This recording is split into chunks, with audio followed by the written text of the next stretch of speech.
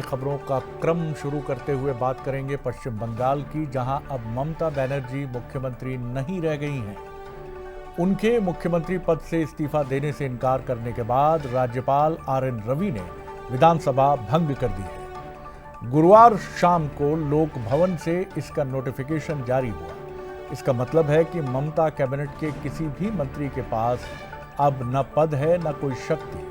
खास बात यह है कि इस्तीफे को लेकर जारी सियासी खींचतान के बीच ये निर्णय सीधे संवैधानिक प्रक्रिया के तहत हुआ है, जिससे बंगाल में 15 साल पुराना टीएमसी सत्ता का चैप्टर समाप्त हुआ और इसके साथ ही नए मुख्यमंत्री की शपथ की प्रक्रिया का रास्ता भी साफ हो गया। पश्चिम बंगाल संवैधानिक संकट भले ही सुलझ गया है, लेकिन चुनावी नतीजों के बाद जारी हिंसा और तनाव कम होने का नाम नहीं ले रहे हैं। बुधवार रात बीजेपी नेता और मुख्यमंत्री पद के सबसे बड़े दावेदार शुभेंदु अधिकारी के पर्सनल असिस्टेंट चंद्रनाथ रथ की हत्या कर दी गई। इस सनसनीखेज हत्याकांड में पुलिस ने अब तक 3 लोगों को अरेस्ट किया है और हिस्ट्री शीटर्स से लगातार पूछताछ की जा रही है।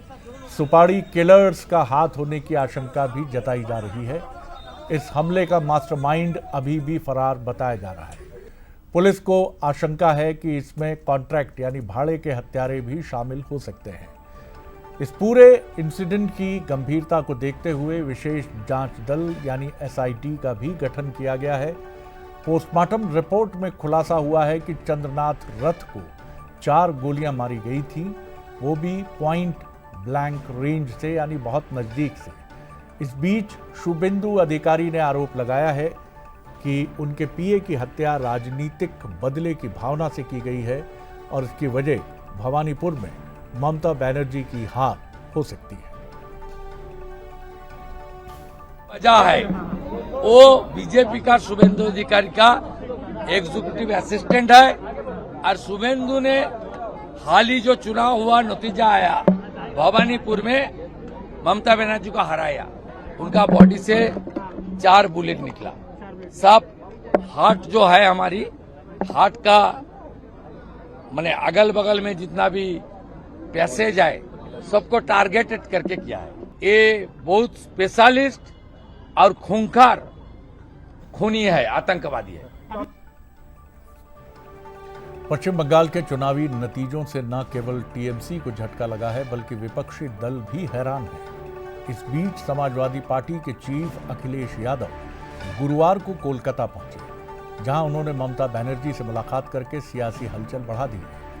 इस मुलाकात के दौरान तृणमूल कांग्रेस सांसद अभिषेक बनर्जी भी मौजूद हैं और उन्होंने अखिलेश यादव का गर्मजोशी से स्वागत किया। इस मेल मुलाकात को विपक्षी एकजुटता और आने वाले राजनीतिक समीकरणों के लिहाज से अहम माना जा रहा है। वहीं एयरपोर्ट पर मीडिया से बातचीत करते हुए उन्होंने यानी अखिलेश यादव ने बीजेपी पर लोकतंत्र को कमजोर करने का आरोप लगाया।